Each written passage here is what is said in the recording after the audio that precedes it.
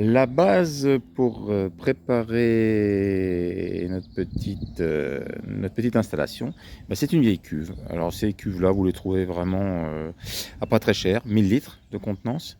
Celle-là, je l'ai vraiment trouvée pas chère parce qu'elle était abîmée, cassée. Mais bon, pour ce que j'en ai à faire, c'est pas bien grave. Alors, qu'est-ce que j'ai déjà travaillé sur cette cuve? Vous voyez là, par terre, j'ai coupé, là, j'ai coupé le robinet qui était là. Parce qu'il faut que ça soit étanche, vous verrez après pourquoi. Donc j'ai coupé le robinet, j'ai récupéré ici là pour boucher, j'ai récupéré le bouchon qui était là. J'avais de la chance qu'il y avait un bouchon, là je l'ai récupéré, j'ai mis de l'autre côté. Donc là aussi de la colle et c'est fermé. Donc là la cuve est prête, la prochaine, enfin prête, non pas prête, mais commence à être préparée, on va dire, voilà. La prochaine opération consistera à la couper en deux dans le milieu là, pour faire deux bacs. Alors j'avais déjà, quand je l'ai récupéré, installé aussi, vous voyez là, ici, l'arrivée d'eau. Ça va être pour remplir. Je monte de l'autre côté. C'est tout bête, hein. Alors il faudra que je le réétanche parce que c'est pas super bien étanché ici. Donc ça, il faudra que je le réétanche absolument. Mais voilà, c'est prêt. Ça, c'est le remplissage du bas. Alors, je vais l'amener à sa position et on va attaquer la découpe. Voilà, j'ai décidé où j'allais la mettre. Alors ça, c'est à vous de voir, hein, où est-ce que vous voulez positionner votre système Viking Bed. Le mieux, c'est de le mettre au soleil, hein, bien sûr, hein, pour la culture, et d'avoir un socle de niveau. C'est pour ça que j'ai fait ça comme ça. Vous voyez donc qu'il y aura en réalité deux niveaux, une première demi-cuve et une deuxième demi-cuve, excusez-moi, beaucoup plus basse là-bas, pour que le trop-plein de la première vienne se déverser dans la deuxième. Donc j'ai qu'un seul point de remplissage et par dénivelé, je vais remplir la deuxième. Ça se prépare. Donc prochaine opération, ça va être de la couper dans son milieu. Voilà, les deux demi-cuves sont maintenant en place et de niveau. Hein, voilà. Donc l'arrivée est là-bas, que je vais étancher et dans lequel je vais mettre un drain. Comment dire, le trop plein de hauteur ici, qui va se déverser dans le deuxième bac pour remplir le deuxième. Si vous voyez bien, je les ai alignés pour que les deux fers là, il y en a un qui puisse reposer sur l'autre. Voilà, c'est les histoires de hauteur. Voilà, je recule un peu, vue d'ensemble. Voilà mes deux bacs, mes deux demi-coquilles en place. Prochaine opération, étanchéité, là-bas, comme je vous ai dit. Passage du trop-plein et pose du drain. C'est parti. Voilà, le système hydraulique maintenant prend forme. Comme je vous ai dit, une arrivée ici. Arrivée basse, bien sûr, dans la cuve. Qui après va se balader dans les drains. Alors les drains, je les déroulerai mieux quand j'aurai mis le sable et le gravier, qui sera l'étape suivante. Il faut que tout ça soit étanche aussi. Donc bien sûr, il faudra que j'étanche les bouts avant de mettre le sable et le gravier. Un premier trop-plein ici qui va passer dans la deuxième cuve. Donc là, il me manque un coude. J'ai malheureusement pas de récup de coude. Donc là, il faut que je trouve un petit cube. Et bien sûr, la deuxième évacuation du trop-plein du deuxième bac. Donc l'eau arrive là-bas, sature le premier bac de gravier sable. Le trop-plein passe dans le deuxième bac de gravier sable et le trop-plein sort. Donc en clair, quand vous remplissez là-bas et que ça sort là, c'est que vos graviers sables sont saturés, si les bacs sont étanches, très très important, si les bacs sont étanches. Et voilà. Bon, pour la partie hydraulique, bien sûr, les drains sont mieux répartis que ça dans le fond, mais là, il faut que j'aille chercher du gravier sable. Partie hydraulique est prête. Je me recule un peu. C'est prêt.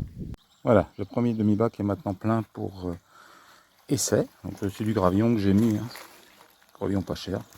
Ici j'ai bouché avec un petit peu de le trop plein quoi, avec un petit peu de géotextile. Remplissage par là. Alors le remplissage, moi je le remplis via une cuve que je vais vous faire voir. Petite cuve là, et je récupère l'eau. Voilà, je récupère l'eau. Une pompinette et on remplit notre premier bac pour voir si ça fuit pas, si tout va bien. Et surtout pour voir si au niveau du trop-plein, j'arrive bien à passer ici, là, sur le deuxième. Donc gravillon sur à peu près une bonne vingtaine de centimètres de hauteur. Je remplis, on verra bien ce que ça donne. Bon, ça a l'air d'être étanche et ça remplit. Vous voyez là, la différence de couleur, je ne sais pas si vous voyez bien là. Là, on voit bien le niveau de l'eau qui va monter et qui va passer en débord. Donc a priori, elle est étanche.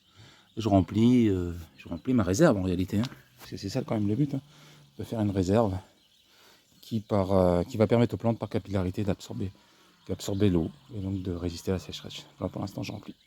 Voilà, le deuxième bac est maintenant plein aussi. Je re-remplis le premier pour voir si tout se passe bien, si ça remplit bien le deuxième, et si du deuxième, je vais bien à mon trop-plein. Donc maintenant, la prochaine opération, c'est remplissage. C'est ce que je suis en train de faire, là, ce que vous voyez là. Et après, une fois que ça c'est fait, je mettrai un géotextile sur les deux, et après, de la bonne terre. Et voilà, le deuxième bac est maintenant bien plein, et le trop-plein coule. Donc c'est parfait, les deux bacs sont étanches. Ça va se... Là j'en ai mis de trop, hein. Il faut moins dès que ça se met à couler, là vous n'avez pas besoin d'attendre des heures pour revider tout. Mais les réserves se remplissent. Maintenant je vais passer au géotextile et à la terre. Ce système hydraulique a l'air d'être correct. Voilà, j'ai installé le géotextile. Alors manque de bol, c'était des chutes que j'avais. Je n'ai pas assez pour celui-là. Il va falloir que j'aille dégoter quelque part une chute de géotextile pour faire celui-là. Le temps que, vous voyez, ça s'écoule toujours. Je ne sais pas si vous voyez bien. Ça s'écoule toujours, j'en ai mis bien trop quoi. Moi, je ne sais pas si vous avez vu quelque chose, là c'est tellement sombre. Bon, donc là géotextile est mis, je vais remplir de terre pour celui-là. L'autre, il faut que je trouve une solution pour retrouver une chute de géotextile. Pour acheter du géotextile pour un petit bout comme ça. Et voilà, le premier bac est maintenant plein de terre. Du terreau que j'ai récupéré de chez moi, hein, des vieux terreaux que j'avais. Le deuxième, comme je vous ai dit, il s'écoule encore tranquillement. J'ai toujours pas trouvé de petits bouts de géotextile. Donc un des autres avantages de ce système-là, c'est que, bon, comme je vous l'ai dit, hein, j'arrose qu'une seule fois. Je remplis tout quand ça déborde, c'est plein, on ne touche plus à rien. Et l'autre avantage, c'est que c'est à hauteur pour cultiver et pour planter. Ça, c'est pas rien. Je suis pas à quatre pattes, comme je me fais très vieux. Et ben, ça m'arrange bien que ça soit à la hauteur. Donc là, je vais planter. Et puis voilà. Hein, on va finir le deuxième un peu plus tard.